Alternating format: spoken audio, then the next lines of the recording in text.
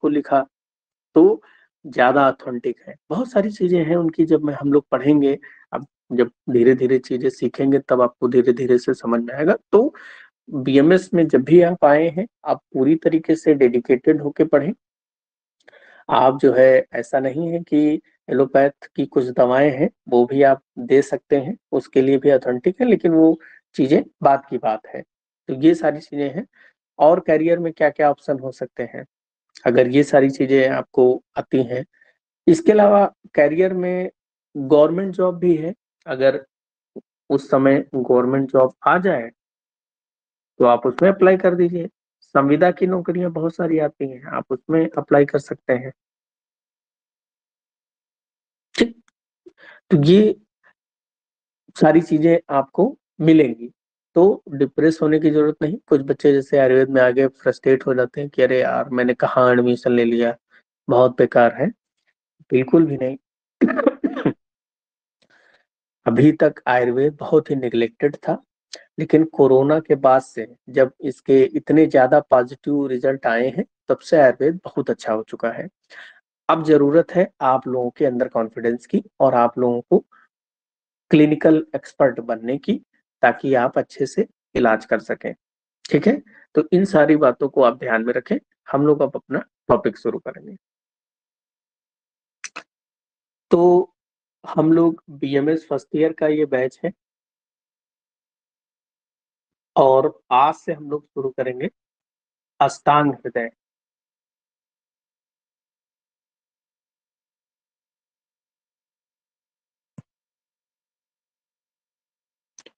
अष्टांग हृदय में जितना आपके सिलेबस में है, वो सारी चीजें हम लोग आज पढ़ेंगे। तो पहले अष्टांग हृदय जब हम लोग शुरू करेंगे, तो हमको ये भी जानना जरूरी है कि अष्टांग हृदय क्या है, संहिता कैसे है, और इसके राइटर कौन है ना? अष्टांग हृदय पढ़ने से पहले हम लोग आयुर्वेद के जो संहिताएं लिखी गई हैं, उसमें दो तरह की संहिताएं हैं मुख्य रूप से। एक कहलाती हैं बृहत्त्रयी, और एक कहलाती हैं लघुत्रयी। त्रयी का मतलब क्या है? तीन। और बृहत, बृहत का मतलब बड़ी। तो तीन मुख्य बड़ी संहिताएं हैं, तीन लघु संहिताएं हैं, छोटी संहिताएं हैं। तो बड़ी तीन संहिताओं में एक चरक संहिता, जो कि आप लोग सेकेंड ईयर में पढ़ेंगे, थर्ड ईयर में पढ़ेंगे सुश्रुत संहिता, या फाइनल ईयर में आप आएंगे तो जितना भी सर्जरी शल्य का टॉपिक है वो सुश्रुत संहिता से लिया गया है। और तीसरी संहिता है अष्टांग हृदय। तो ये तीन संहिताएं बृहत्त्रयी में कहलाती हैं, लघुत्रयी में माधव निदान, सारंगधर संहिता, और भाव प्रकाश संहिता। ये तीन संहिताएं लघुत्रयी में कहलाती हैं। देखो, अष्टांग हृदय और एक संहिता और भी है, अष्टांग संग्रह। अष्टांग संग्रह बृहत्त्रयी में नहीं आती है, ना ही तो लघुत्रयी में आती है। अष्टांग हृदय आती है बृहत्त्रयी में। उसके भी कारण है, क्योंकि संग्रह जो होता है वो कॉपी करके ही चरक और सुश्रुत का संग्रहित पोर्शन ही लिख दिया गया है। अष्टांग हृदय में कुछ नवीन चीजें भी हैं। तो ये आयुर्वेदिक संहिताएं हैं। आपका जो सिलेबस बना है वो इन्हीं संहिताओं से बना है, मुख्य रूप से यही संहिताएं हैं। हमको पढ़ना क्या है यहाँ पर? अष्टांग हृदय। अष्टांग हृदय जो है, इसको हृदय क्यों कहा जाता है? क्योंकि ये सभी संहिताओं का दिल है, कोर भाग है, इसीलिए इसको हृदय कहा जाता है। अष्टांग हृदय के राइटर जो है, उसकी बात करने से पहले हम लोग बात करेंगे कि वाग्भट। देखो, पहली चीज आप जो है नाम लिखना सीखें। जब आप लोग फर्स्ट ईयर में आते हैं तो वाग्भट लिखना होता है, तो इस तरह लिखते हैं वाग्भट। ये गलत है, भट्ट नहीं है, वाग्भट ये नाम सही है। वाग्भट की बात करें तो पूरा जो आयुर्वेद संहिता है, यहाँ पर चार वाग्भट आपको मिलेंगे। कितने वाग्भट मिलेंगे? 4 वाग्भट। एक वाग्भट मिलेंगे जिनका नाम होगा वृद्ध वाग्भट। दूसरे जो मिलेंगे उनका नाम होगा मध्य वाग्भट। तीसरे लघु वाग्भट। और चौथे जो है वो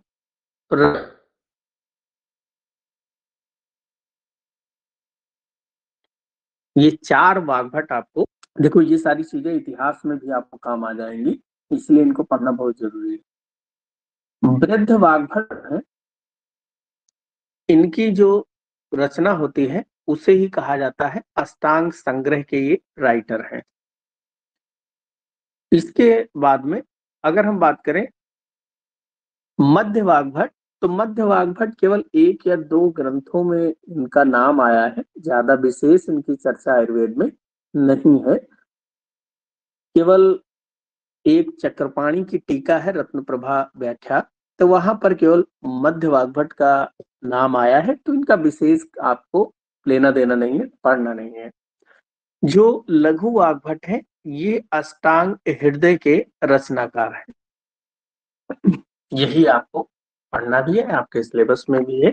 लघु वाग्भट को इनके और भी नाम है, जैसे इनको स्व अल्प वाग्भट भी कहते हैं। स्व अल्प का मतलब होता है छोटा वाग्भट, और इनको ही कहते हैं वाग्भट द्वितीय। तो इनके अन्य नाम भी हो गए। तो लघु वाग्भट ही अष्टांग हृदय के रचनाकार हैं। जो रस वाग्भट है, इनकी जो रचना का नाम है रस रत्न समुच्चय। क्या नाम है? रस रत्न समुच्चय, जो कि रस शास्त्र का ग्रंथ है। जब आप लोग सेकंड ईयर में आएंगे तो उस समय रस शास्त्र पढ़ेंगे, तो वहां पर रस वाग्भट के बारे में रस रत्न समुच्चय में आपको पढ़ना है। एक पॉइंट और यहाँ बहुत इंपॉर्टेंट है, इनका काल कौन सा है? काल मतलब ये किस समय के हैं। जैसे ब्रग वाग्भट जो है ये 6वीं सदी, और जो लघु वाग्भट है या द्वितीय वाग्भट है ये 7वीं सदी के हैं, है ना? 6ठी सदी और लघु वाले 7वीं सदी। रस वाग्भट की जब हम बात करते हैं तो ये 13वीं सदी। सदी का मतलब शताब्दी, जैसे इस समय 21वीं सदी चल रही है, 2023 चल रहा है, 21वीं सदी, तो ये लोग 6वीं सदी के वृद्ध वाग्भट है। वाग्भट द्वितीय 7वीं सदी के हैं, और रसरत समुच्चय 13वीं सदी के। एक बहुत इंटरेस्टिंग पॉइंट ये है कि ये जो तीनों वाग्भट है, जैसे कि वृद्ध वाग्भट, लघु वाग्भट और रस वाग्भट, ये तीनों जो है इनके पिता का नाम की बात करें तो सबके पिता का नाम सिंहगुप्त। सोचो, लेकिन वृद्ध वाग्भट से लघु वाग्भट 100 साल बाद हुए, रस वाग्भट जो है ये कम से कम 13वीं 700 साल बाद हुए, लेकिन तीनों के पिता का नाम अगर संहिताओं में देखा जाए तो सिंहगुप्त ही तीनों के पिता का नाम प्राप्त होता है। ठीक है, इतनी बातें आपको समझ में आ गई होंगी। तो वाग्भट क्योंकि आपको अष्टांग हृदय पढ़ना शुरू करेंगे तो सबसे पहले यही चीज देखेंगे कि वाग्भट के बारे में आप क्या जानते हैं। वृद्ध वाग्भट के बारे में ऐसा एक कहानी प्रचलित है कि वृद्ध वाग्भट या इनको बूढ़ा वाग्भट भी कहते हैं, जब ये 8-10 साल के थे तो इन्होंने अष्टांग संग्रह रचना लिख डाली। तो कई लोगों ने, ऋषि मुनियों ने इन पे शक किया कि यार इतनी छोटी उम्र का बालक कैसे ऐसे लिख सकता है। तो इनको बड़ा दुख हुआ कि मेरी बुद्धिमत्ता को कोई मान नहीं रहा, मेरी उम्र पे जा रहे हैं। तो ये हरिद्वार में गंगा जी में एक जगह पे क्या किया, इन्होंने डुबकी लगाई, और डुबकी लगाने के बाद में जब ये बाहर आए तो बूढ़े हो गए। बूढ़े हो गए, बाल दाढ़ी वाड़ी आ गई, और तब इनको लोगों ने माना कि ये जो है बुद्धिमान है और इतनी बड़ी संहिता लिख सकते हैं, तभी से इनका नाम वृद्ध वाग्भट पड़ गया। ऐसा कहानी है, कितनी सच्चाई है ये तो नहीं पता है, लेकिन कई जगह ऐसा मिलता है। अब हम लोग जैसे दोनों ग्रंथों का अगर हम कंपैरिजन करें, अष्टांग संग्रह और अष्टांग हृदय,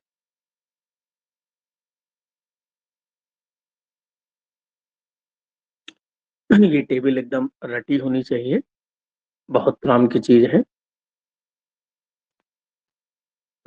तो सबसे पहले हम अगर इनके रचनाकारों की बात करें, किसकी रचना है, तो अष्टांग संग्रह बृहद्वाग भट्ट ने लिखा। कब लिखा? 7वीं 6ठी सदी में।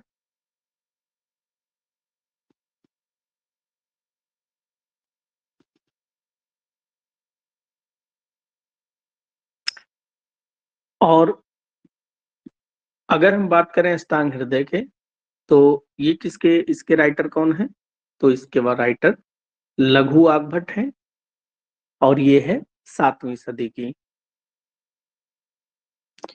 पहला पॉइंट ये हुआ। दूसरा पॉइंट अगर हम बात करें कि अष्टांग संग्रह जो है ये गद्य और पद्य दोनों रूपों में है। अब इसका क्या मतलब हुआ, गद्य और पद्य, यानी कि इसको गा भी सकते हैं और पढ़ भी सकते हैं। जबकि अष्टांग हृदय जो है ये केवल पद्यात्मक रूप में है, यानी कि ये गाने के तरीके से लिखी गई है, कविता के तरीके से पद्यात्मक रूप में लिखी गई है। अष्टांग संग्रह की बात करें तो अष्टांग संग्रह में 13,000 सूत्र हैं। कितने सूत्र हैं? 13,000। जबकि अगर हम अष्टांग हृदय की बात करें तो अष्टांग हृदय में 8,000 सूत्र हैं और 7,471, यानी कि 7,471 श्लोक हैं। देखो, श्लोक और सूत्र में क्या अंतर होता है, श्लोक और सूत्र में क्या अंतर होता है, तो अगर हम जैसे ये कहें, राम जा राम जाता है, तो ये सूत्र हो गया। जैसे हम कहें कि राम जो है वो सब्जी लिया है, सब्जी लेने के बाद में अपने घर जाएगा, उसका घर लखनऊ में है, तो ये श्लोक।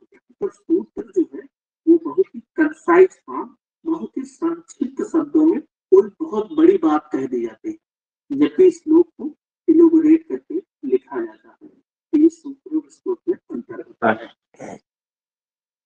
अष्टांग संग्रह में अगर हम बात करें तो अष्टांग संग्रह में 6 स्थान और 150 अध्याय हैं।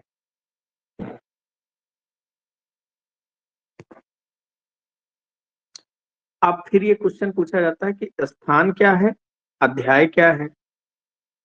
तो स्थान का मतलब होता है जब कई सारे विषय जो एक समान हो, उनसे संबंधित चीजों को एक स्थान पे रखा जाता है, तो उसे स्थान कहते हैं। और अध्याय किसे कहते हैं, तो अध्याय उसे कहते हैं जब किसी एक विशेष विषय का, जैसे मैंने कहा ज्वर यानी कि फीवर, तो फीवर के बारे में ही अगर हम चर्चा वहां पर लिखते हैं तो उसे एक अध्याय कहते हैं। अब जैसे हमको ज्वर के बारे में भी लिखना हो, गुल्म के बारे में, या रक्तपित्त हो गया, ट्यूबरक्लोसिस, राजक्षमा, सभी व्याधियों के बारे में बात करें और अलग अलग चैप्टर्स में अलग अलग अध्याय में लिखें, फिर उस पूरे संकलित रूप को हम कहते हैं स्थान। यानी कि एक स्थान का मतलब एक विषय से संबंधित, एक विषय का मतलब यहाँ बहुत बड़े बात हो रही है, बात की जाए। और अध्याय किसे कहते हैं, जहां पर एक विशिष्ट विषय के बारे में लिखा जाए। जैसे ज्वर के बारे में बात करें तो पूरे चैप्टर में, अध्याय को हम इस तरह समझ सकते हैं कि इसको हम चैप्टर, आधुनिक विज्ञान में अंग्रेजी में इसे चैप्टर समझ लीजिए। और स्थान का मतलब बुक समझिए कि ये बुक की बात हो रही है। तो अष्टांग संग्रह में 6 स्थान है। सूत्र स्थान, शारीर स्थान,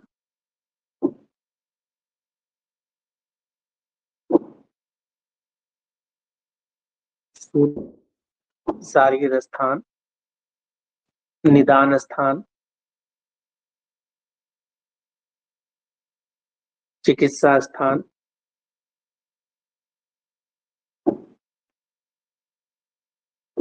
कल्प स्थान,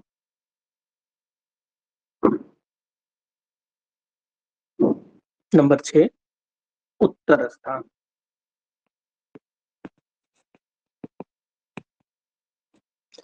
अब सूत्र स्थान में क्या है, जो पूरे संहिता में वर्णन है उसका आउटलाइन जो होती है वो सूत्र स्थान में लिखी जाती है, और सूत्र स्थान में 40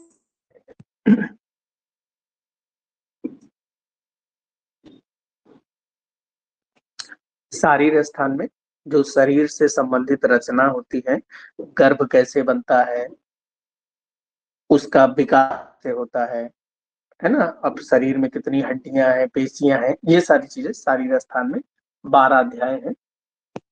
निदान स्थान, निदान का मतलब होता है व्याधियों के कारण क्या है, ज्वर का क्या कारण है वो एक चैप्टर में लिखा जाएगा, राजक्षमा ट्यूबरकुलोसिस का क्या कारण है वो अलग चैप्टर में जाएगा।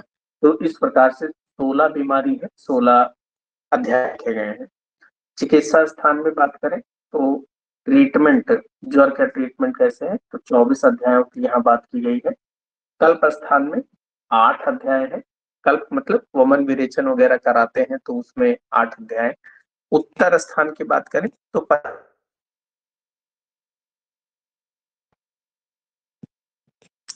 देखो कल्प स्थान में जैसे ही हम अगर कल्प में जाएंगे तो सुश्रुत संहिता में कल्प स्थान में टॉक्सिकोलॉजी लिखी है, यानी कि विष से संबंधित चीजें लिखी, जबकि चरक के कल्प स्थान की बात करें हाँ वमन विरेचन के संबंध में लिखा है।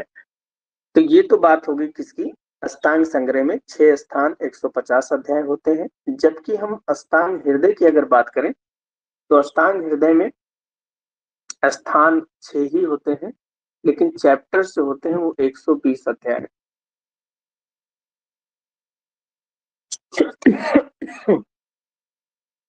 और आपको पढ़ना क्या है, पढ़ना आपको अष्टांग हृदय के लिए एकदम रटा होना चाहिए कि इसमें क्या क्या चीजें हैं।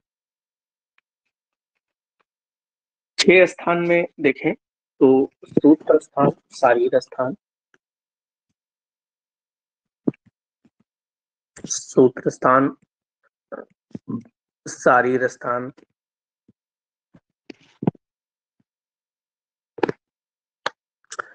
निदान स्थान, चिकित्सा स्थान,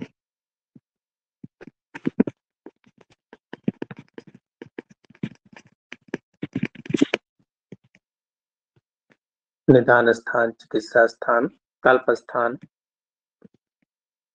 और उत्तर तंत्र। तो सेम जैसा इन्होंने वर्णन किया सेम वैसे है। सूत्र स्थान में बस चैप्टर्स का अंतर है, 30 अध्याय बताया है, शारीर स्थान में 6 बताया है, निदान स्थान में 16 बताया गया है, चिकित्सा स्थान में 22 है, कल्प स्थान में 6 है और उत्तर तंत्र में 40 अध्यायों का वर्णन है।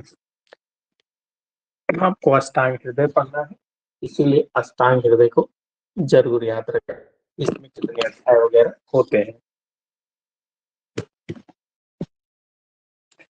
फिर अष्टांग हृदय पर टीकाएं,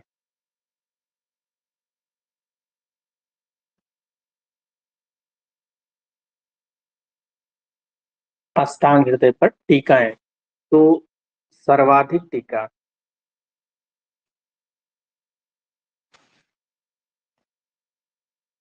44। अब आप ये जानिए कि टीका क्या होती है। टीका का मतलब होता है, जैसे आप लोग ने टीका टिप्पणी करते हैं, जैसे कोई सामने दिखा जा रहा है तो 2-4 बच्चे होंगे, अरे देखो कैसे फैशन किया है, अरे देखो ये ऐसे, तो वही तो टीका है। जैसे सामने वाले ने जीन्स पहन रखी है तो आप उस जीन्स में कुछ लोग अरे ये तो फटी हुई जीन्स है, ये नया फैशन आ गया है, वो क्या है तो वो जीन्स। जैसे अष्टांग हृदय ने कोई टॉपिक लिखा, उन्होंने जीन्स लिख दिया, अब आप उस जीन्स को बताएं कि ये चिपकी हुई ज्यादा है या ये नीचे से टाइट है या ऊपर से टाइट है, ये फटी हुई है, नया फैशन है। तो ये पूरा का पूरा जब इलोबरेट करते हैं तो उसको कहते हैं टीका। टीका क्या हुई? तो अष्टांग हृदय के जो संक्षिप्त विषय लिखे या अष्टांग हृदय में जो औषधियां लिखी गई हैं, तो पता चले कोई चीज 1000 साल पहले अगर लिखी गई थी तो उस समय संस्कृत में चीजें लिखी जाती थी, लेकिन बाद में हिंदी जैसे आ गई, तो जैसे उस समय लिखा गया असगंध, बाद में उसको अश्वगंधा, इस तरह से। तो युग के अनुरूप बनाना किसी संहिता को, ताकि उसमें जो चीजें लिखी गई हैं आज की डेट में उस समय उसको क्या कहते थे, आज की डेट में उसे क्या कहते हैं, तो वही चीज कहलाती है टीका। तो अष्टांग हृदय पर सर्वाधिक 44 टीकाएं लिखी गई हैं। इसमें जैसे एक टीका बहुत इंपॉर्टेंट है, एक क्या टीकाएं बहुत सारी इंपॉर्टेंट है। जैसे पहली टीका है तत्वबोध। तत्वबोध टीका शिवदास सेन की लिखी हुई है। एक टीका सर्वांग सुंदरा बहुत इंपॉर्टेंट है, क्योंकि इसमें कंफ्यूज लोग हो जाते हैं। सर्वांग सुंदरा, इसके राइटर है अरुण दत्त। कंफ्यूज इसलिए होते हैं क्योंकि एक टीका और है, उसका नाम है सर्वांग सुंदरी।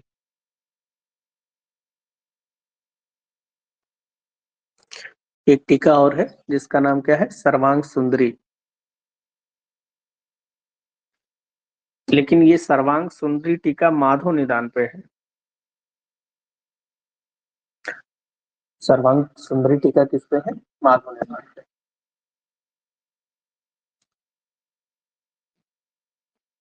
अष्टांग हृदय दक्षिण भारत में, साउथ इंडिया में सबसे प्रचलित है, क्योंकि साउथ इंडिया में जैसे अपने यहाँ चरक को बेस बना के चिकित्सा करते हैं, वैसे साउथ इंडिया में अष्टांग हृदय को बेस बनाकर उसमें जो योग वगैरह लिखे हैं उनको बेस बनाकर चिकित्सा करते हैं। टीकाएं और भी हैं, उसका मैं पीडीएफ आपको भेज दूंगा, तो आप लोग उसको पढ़ लेना और कौन कौन सी टीकाएं।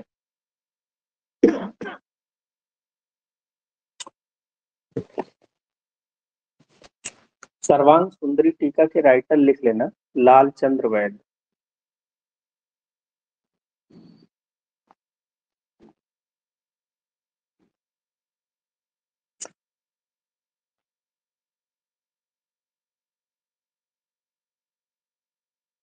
ठीक है, तो ये अष्टांग हृदय की टीकाएं हो गई।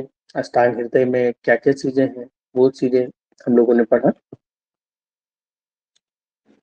अष्टांग हृदय में कुछ चीजें जो है वो इम्पोर्टेंट है। जब हम लोग टॉपिक पढ़ना शुरू करेंगे तो उसी समय धीरे धीरे करके सारी चीजें पढ़ा जाएगा। चलो बस आज इतना ही पढ़ा जाएगा, बाकी चीजें नेक्स्ट टाइम पे पढ़ेंगे।